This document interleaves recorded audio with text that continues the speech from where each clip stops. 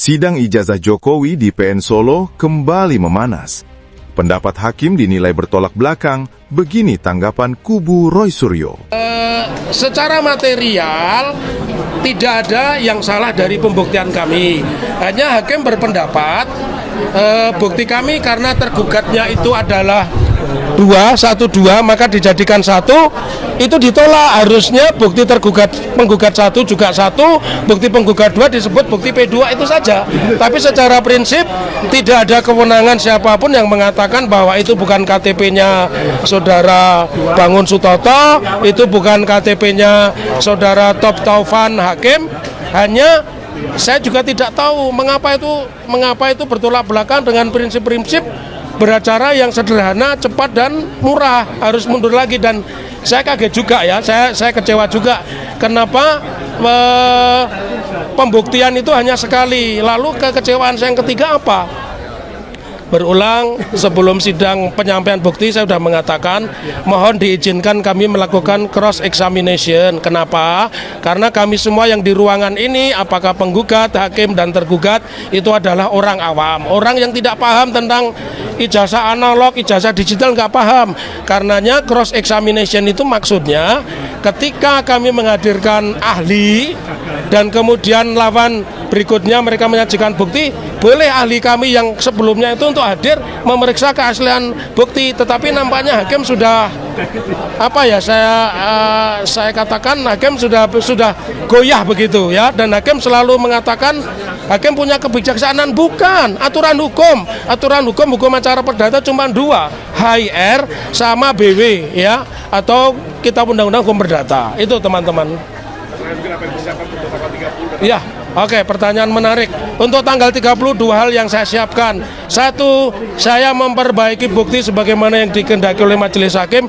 Bahkan kalaupun ijazah kami itu 16, nanti akan kami bisa satu-satu ya. Bahkan kalau rekapitulasi nilai itu jumlahnya 16 juga akan kami bisa satu-satu. Karena tidak mungkin rekapitulasi nilai itu 1 lembar. Pasti minimal 2 lembar bolak-balik. Dan yang ketiga, untuk teman-teman ketahui, hari ini kami sudah fair. Mereka yang akan kami hadirkan saksi seperti Rismon Syanipa, Refli Harun, kemudian Insinyur Bagas dari UGM, itu tidak kami masukkan ke ruang sidang. Yang akan datang kami memastikan ya bahwa selain bukti yang 16 tadi, kami akan tambahkan bukti-bukti baru. Bukti baru itu berupa ijazah alumni Fakultas Kehutanan tahun 85. Dan bukti baru yang kedua itu buku reuni 25 tahun Fakultas Kehutanan yang terbit pada tahun 88. Di situ tidak akan bisa ditipu karena di situ saya ingat nomor 208 namanya Insinyur Joko Widodo, tapi bukan Jokowi, dan bukan SMA 6 Surakarta tetapi SMA 6 Jogja. Jadi tidak mungkin tahun 88 direkayasa menyesuaikan kondisi sekarang. Yang terjadi itu justru yang sekarang ini menyesuaikan dengan buku alumni wisuda 25 tahun Fakultas Kehutanan UGM yang terbit tahun 88 ya. Ada tambahan menarik teman-teman, mohon izin. Mohon maaf, ijazah yang tadi disebutkan Dr. Taufik, ijazah kehutanan UGM pada tahun 1985 yang kita ketahui bahwa itu satu masa dengan ijazahnya Jokowi, akan kita pertunjukkan kepada media massa ataupun media sosial yang mau datang ke Pengadilan Negeri Surakarta. Akan kita gelar resmi di depan kamera seperti ini. Jadi kami akan terangkan di mana bukti perbedaannya, di mana format yang berbeda, karena masyarakat harus tahu. Begitu. Tadi kan katanya Pengadilan Negeri Surakarta tidak punya LCD. Ya. Maka dari itu kami akan pindahkan. memperlihatkan. Kantor kami punya LCD. Kami siapkan. Kalau perlu gensetnya saya bawa ke sini. Maka dari itu Kalau ditolak majelis gimana? Ya tidak mungkin lah. Tidak mungkin. jadi begini, mohon maaf, ketika di dalam ruang sidang itu kami patuh kepada majelis hakim. Tetapi kalau untuk membuka kebenaran, ini ada di media. Maka dari itu ijazah tahun 85 Kehutanan UGM akan kami gelar di depan kamera. Kami akan tunjukkan di mana bedanya. Tanggal 30 ya. Ya. Ada tambahan menarik teman-teman. Ya. Oke. teman-teman, ada tambahan yang sangat menarik di luar pergelaran sidang. Ya, sebagaimana yang beberapa waktu yang lalu oleh Bang Rismon katakan di acara Rakyat Bersuara iNews, bahwa kasus tentang ijazah palsu Joko Widodo ini sejatinya adalah bicara tentang kemanusiaan.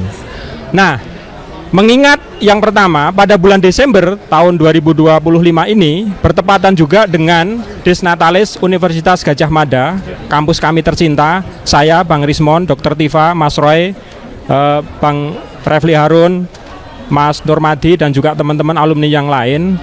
Pada kesempatan kali ini, di mana Dr. Taufik juga pernah mengatakan bahwa dari Pengadilan Negeri Surakarta ini akan lahir sejarah baru untuk Negara Kesatuan Republik Indonesia, maka kita juga harus mengingat akan nasib saudara-saudara kita yang ada di Aceh, Sumatera Barat, Sumatera Selatan khususnya, yang saat ini tengah berjuang untuk mempertahankan hidup.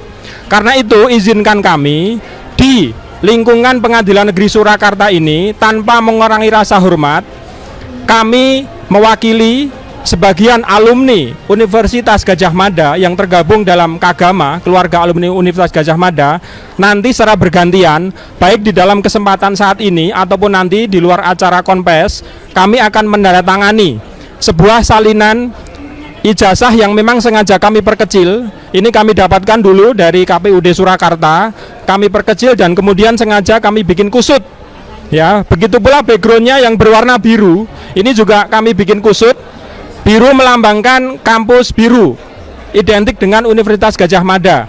Di sini nanti kami mengajak kepada rekan-rekan yang saat ini hadir di lingkungan Pengadilan Negeri Surakarta untuk tanda tangan. Ya, tanpa mengurangi saya hormat bagi alumni dari universitas lain, tapi ini nanti hasil tanda tangan yang sudah terkumpul di dalam bingkai figura ini nanti akan kami lelang untuk saudara-saudara kita yang ada di Aceh dan Sumatera. Begitu, silahkan nanti yang dari senior dulu, Mas Nurmadi, silahkan untuk tanda tangan. Oh ya, Ya, Bang Refli. oh ya, ya, dari Mas Refli Harun dulu. Ya, Nanya apa, ngomong apa? tanda tangan dulu. Tanda tangan. Oh, pandangan hukum, ya. Tanda tangan sih. Oke. Pak Refli Harun. Ya, tanda tangan pertama dari Pak Refli Harun. Oh, Pak Nurmadi, oke. Ini alumni UGM asli ya? Alumni. Alumni UGM asli. Tahun Berani tunjukkan 1995. ijazah nggak, Bang? Berani dong, masa nggak berani? Bismillah.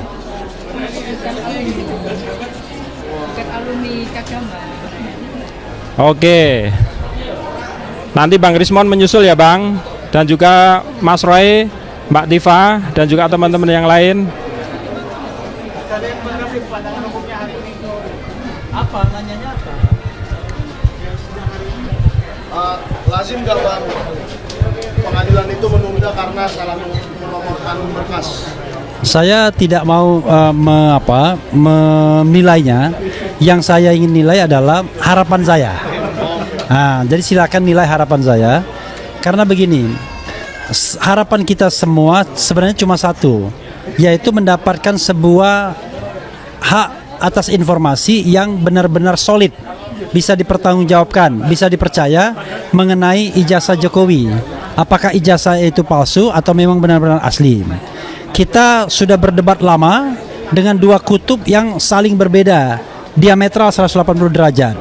Pihak Jokowi mengatakan asli, tetapi RRT, di mana saya menjadi salah satu kuasa hukumnya, penasihat hukumnya, mengatakan palsu. Bahkan persentasenya tidak tanggung-tanggung, 99,9% palsu. Nah, dari Pengadilan Negeri Surakarta yang saya tahu bahwa ini sudah masuk tahap pembuktian, dan ini one step ahead dibandingkan Pengadilan Negeri Jakarta, Pengadilan Negeri Sleman, dan Pengadilan Negeri Surakarta sebelumnya, maka saya harap bahwa hakim tidak main-main dalam memberikan kesempatan untuk pembuktian ini.